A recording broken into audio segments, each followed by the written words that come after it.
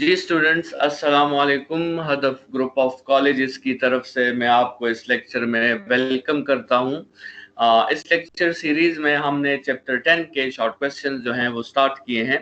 तो आज हमारा शॉर्ट क्वेश्चन नंबर 14 है, जो इस बारे में है कि अगर दो सिस्टम्स आपके साथ थर्मल इक्विलिब्रियम में हो तो क्या उन दोनों के साथ जो काइनेटिक एनर्जी होगी उन दोनों सिस्टम्स के साथ क्या वो सेम होगी या वो डिफरेंट होगी। ठीक है। If two systems are in thermal equilibrium, they may or may not have the same amount of kinetic energy। ये हमारा आंसर होगा कि उनकी काइनेटिक एनर्जी सेम भी हो सकती है और सेम नहीं भी हो सकती।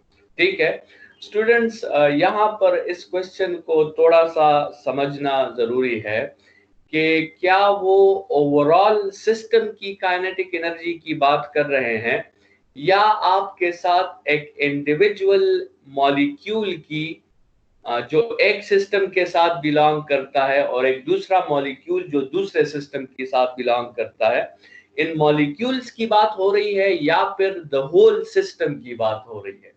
स्टूडेंट्स, अगर द होल सिस्टम की बात हो तो फिर तो आपके साथ अगर टेम्परेचर सेम है, थर्मल इक्विलिब्रियम मौजूद है, तो फिर द होल सिस्टम की काइनेटिक एनर्जी भी सेम होगी, क्योंकि हमारे साथ ये काइनेटिक मॉलिक्यूलर थ्योरी का एक बहुत इंपॉर्टेंट स्टेटमेंट है कि temperature is the measure of the average kinetic energy. Average kinetic energy को मेजर करने के लिए आपके साथ जो टूल है उस टूल का नाम ही टेम्परेचर है। तो अगर दो सिस्टम्स में आपके साथ थर्मल इक्विलिब्रियम मौजूद है, दो सिस्टम्स में आपके साथ जो है टेम्परेचर सेम है, तो उनकी एवरेज काइनेटिक एनर्जीज भी सेम होंगी। लेकिन स्टूडेंट्स, इस क्वेश्चन को हम एवरेज काइनेटिक एनर्जी के थ्रू हम इसे कंसिडर नहीं कर रहे हैं। ये जो काइनेटिक एनर्जी की बात कर रहे हैं, सो हम इसमें kinetic energy of a specific molecule of one system is compared with the kinetic energy of a molecule in other system. ठीक है, हम मॉलिक्यूल्स की काइनेटिक एनर्जी के लेवल पर इस क्वेश्चन को सॉल्व करना चाहते हैं। तो स्टूडेंट, सबसे पहले हमारा स्टेटमेंट, हमने क्या स्टेटमेंट लिखा कि जब दो सिस्टम्स थर्मल इक्विलिब्रियम में होंगे तो ऐसा सिचुएशन भी आ सकता है कि इंडिविजुअल मॉलिक्यूल्स की काइनेटिक एनर्जी सेम हो, और ऐसा सिचुएशन भी आ सकता है कि इंडिविजुअल मॉलिक्यूल्स की काइनेटिक एनर्जी डिफरेंट हो। ठीक है, हम दोनों सिचुएशंस को अभी एक्सप्लेन करेंगे। तो स्टूडेंट्स, ये असल में सिस्टम के नंबर ऑफ एटम्स पर भी डिपेंड करता है।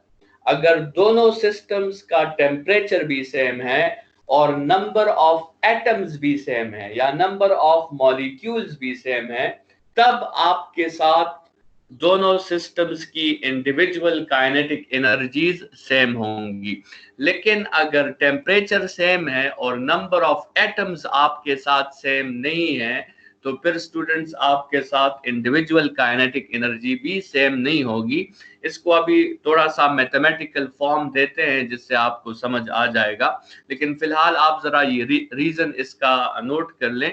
टू सिस्टम्स में have same, different, equal or unequal molecules, due to which the kinetic energy of one molecule for both the systems may be different। इसको जरा सा आप एक्सप्लेनेशन में देखें, आपको समझ आ जाएगी।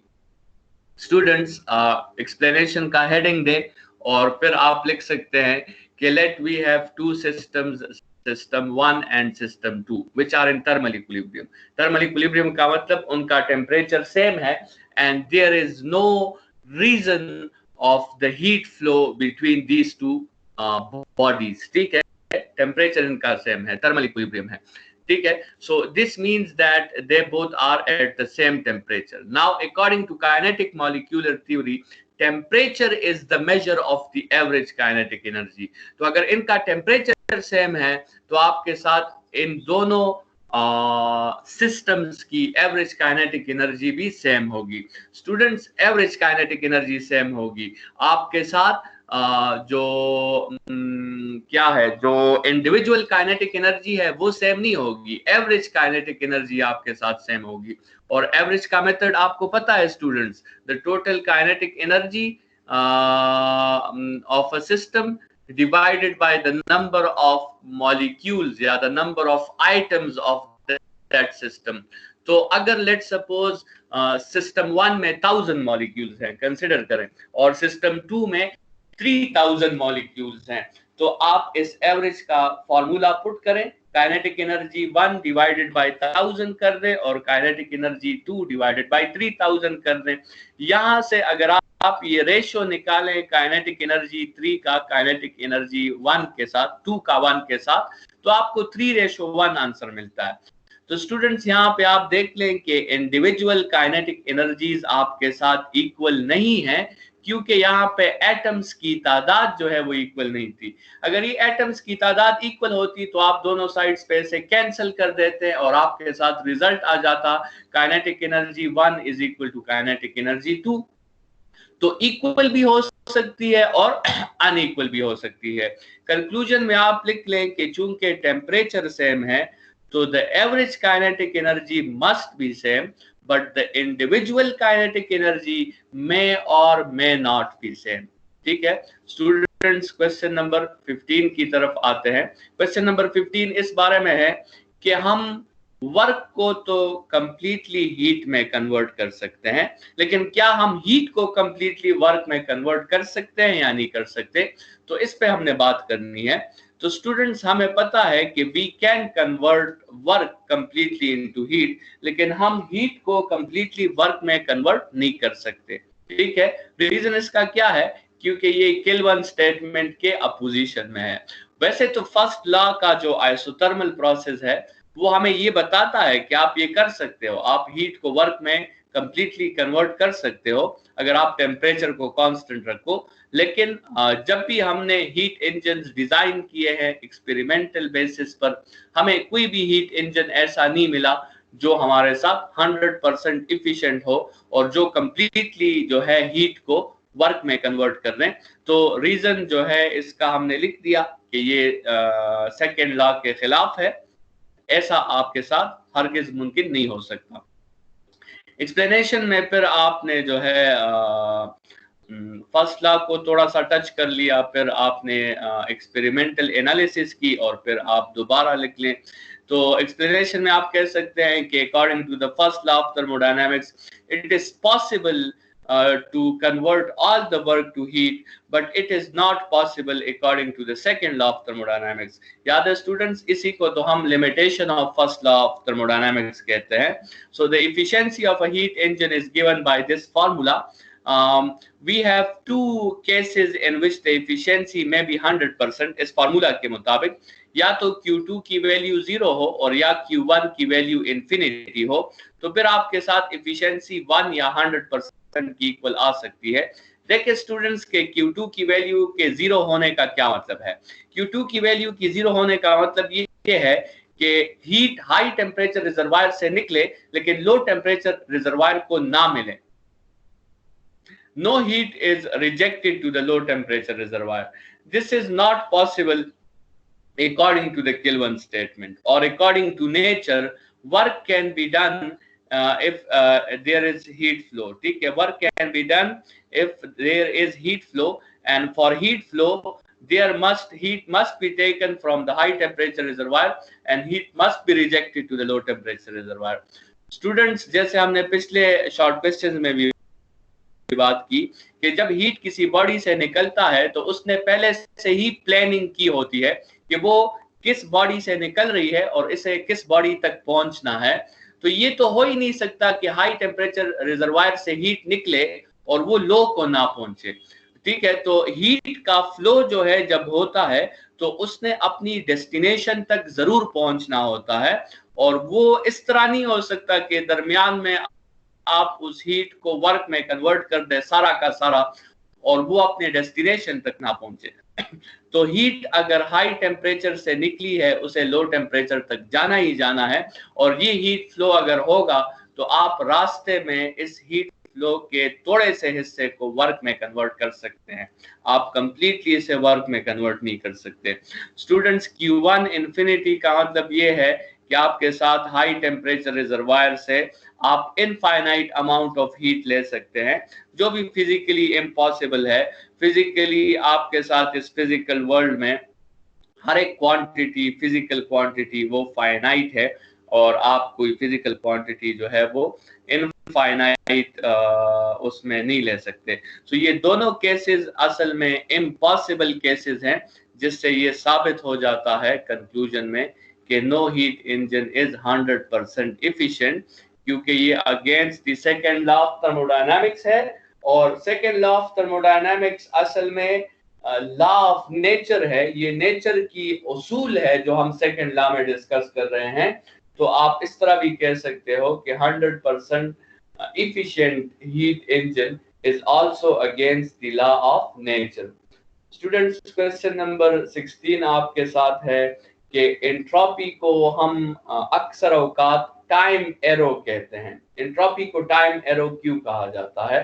तो स्टेटमेंट सिंपल लिख लें कि entropy is sometimes also known as time arrow. Reason इसका क्या है? स्टूडेंट्स, एंट्रोपी जो है वो टाइम की डायरेक्शन को स्पेसिफाई करता है, और टाइम जो है वो एंट्रोपी की डायरेक्शन को स्पेसिफाई करता है। इसीलिए हम एंट्रोपी को टाइम एरो कह सकते हैं और टाइम को हम एंट्रोपी एरो कह सकते हैं। ठीक है students, second law of thermodynamics का जो जनरल स्टेटमेंट है, वैसे तो सेकेंड लॉ ऑफ थर्मोडायनामिक्स के बहुत से स्टेटमेंट्स हम निकाल सकते हैं, लेकिन जो उसका द मोस्ट जनरल स्टेटमेंट है, जिसको आप इस यूनिवर्स के किसी भी प्रोसेस पर अप्लाई कर सकते हो, ठीक है। जैसे लेट सपोज मैं आपके साथ बातें कर रहा हूं, तो मेरी बातें आप तक पहुंचेगी या नहीं पहुंचेगी। सेकेंड लॉ इसके बारे में क्या कहता है? तो सेकेंड लॉ कहता है कि हर वो एक्सपेरिमेंट पॉसिबल है या हर वो प्रोसेस पॉसिबल है इस यूनिवर्स से, जिस प्रोसेस की वजह से किसी यूनिवर्स के इस सिस्टम की डिस्टरबेंस बढ़ती हो, और जिस प्रोसेस की वजह से इस सिस्टम की एंट्रोपी जो है वो बढ़ती हो यूनिवर्स की, तो वो यूनिवर्स का एक्सपेरिमेंट पॉसिबल है, नेचर उसे अलाउ करेगा। So second law of thermodynamics ये कहता है कि आपके साथ एंट्रोपी जो है वो हमेशा इंक्रीज होती है। Entropy of the universe always increases, और वो इसलिए इंक्रीज होती है कि हर प्रोसेस, हर एक्सपेरिमेंट का मकसद जो होता है वो इसी एंट्रोपी को इंक्रीज करना होता है, और ये नेचर इसे अलाउ करता है। नेचर हर उस एक्सपेरिमेंट को अलाउ करता है जो नेचर की डिस्टरबेंस को और नेचर के जो है आपके साथ एंट्रोपी को इंक्रीज कर सके। So second law of thermodynamics के थ्रू हमें पता है कि एंट्रोपी दिन ब दिन इंक्रीज हो रही है, तो हम कह सकते हैं कि एंट्रोपी पास्ट से फ्यूचर की तरफ इंक्रीज हो रही है। और स्टूडेंट्स, टाइम भी पास्ट से फ्यूचर की तरफ जाता है, तो यहाँ से आपको पता चल जाएगा कि they both justifies the direction of each other. So the direction in which entropy increases is same as the direction in which time increases. So therefore entropy is sometimes called time arrow, or time is sometimes called entropy arrow. So conclusion में फिर आप लिख लें कि entropy and time both justifies the direction of each other. Therefore entropy is also known as time arrow. Students, ये मेरे ख्याल में लास्ट शॉर्ट क्वेश्चन है जो आपके एक्सरसाइज के एंड में से जो कंसेप्चुअल क्वेश्चंस हैं उसमें ये लास्ट शॉर्ट क्वेश्चन है, लेकिन ये शॉर्ट क्वेश्चन फिर हम नेक्स्ट लेक्चर में डिस्कस कर लेंगे